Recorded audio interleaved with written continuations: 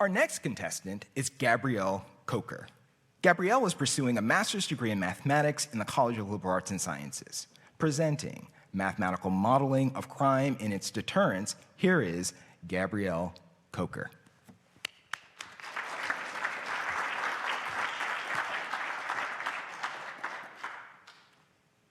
Recently, much research has gone into prison as a deterrent to crime, often suggesting that prison is not the most effective way to deter individuals from engaging in criminal activity. The mathematical model that I present to you today seeks to investigate which deterrence efforts may have a greater impact. But how does one model the spread of crime mathematically? And what does epidemiology have to do with criminology? All of these ideas are brought together by criminologist Edmund Sutherland's theory of differential association. Differential association is among the most widely cited and thoroughly researched in explanations of the spread of crime. The theory proposes that crime is a learned behavior and spreads by interaction with those who commit crimes, much like a virus would spread by interaction with someone who is infected with a virus. Under the assumption that crime spreads by association, we relate the spread of crime to an epidemic. We employ a mathematical model that is widely used to predict the outcome of viral infections.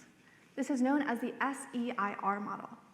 What you see on the screen above me, is a schematic representation of the SEIR model, as well as our adapted version of the model in which the compartments are changed from susceptible to non-criminal, from exposed, also as exposed, from infected to criminal, and from recovered to imprisoned.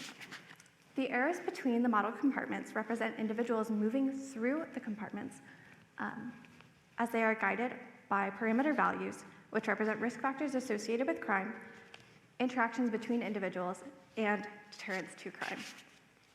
We ask the question, of these parameters, which are the best equipped to encourage the transition from the exposed or the criminal compartment back to the non-criminal compartment before an individual enters the prison system?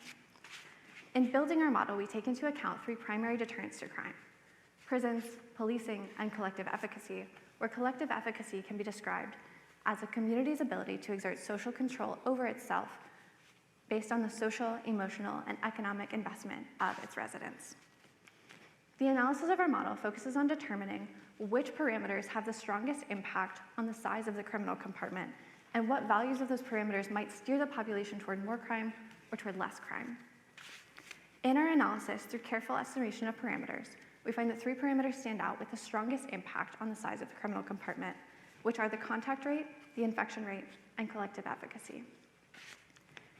The most efficient way to deter a large criminal population was to keep the contact and infection rates low with high levels of collective efficacy, while neither policing nor prisons played a significant impact as a deterrent to crime. We conclude that within the framework of this theoretical model, the strongest deterrent to crime is collective efficacy. Thank you.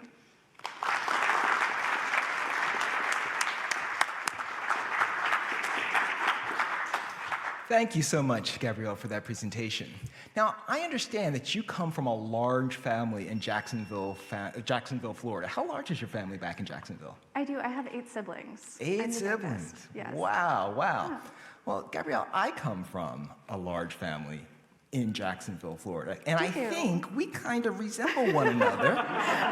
So we need to compare some family reunion photos to see where the connection happened. I think so. We probably have a matching T-shirt sitting somewhere in our back drawer.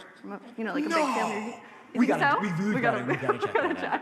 All right. Thank you so much, Gabrielle. Thank you. Before you go, Dr. Solinsky, do you have comments for Gabrielle? Yeah, just a couple. First, that was a wonderful presentation. Thank you so much. It was great listening to you.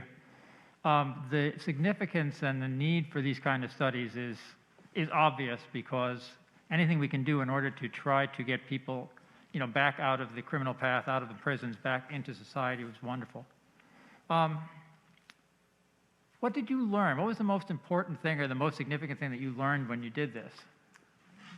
The most significant thing that I learned while I was working through this, while there were a lot of significant things both mathematically and in studying the criminal justice system, so many things that I didn't know about in the kinds of efforts that are made within communities just to prevent individuals from ever entering the prison system. So I think one of the most significant things that I did learn through this was just the way that communities work together and how much people invest in their own individual communities is such a huge predictor of people's outcomes in the criminal justice system. Great, thank you. Thank you. Thank you so much.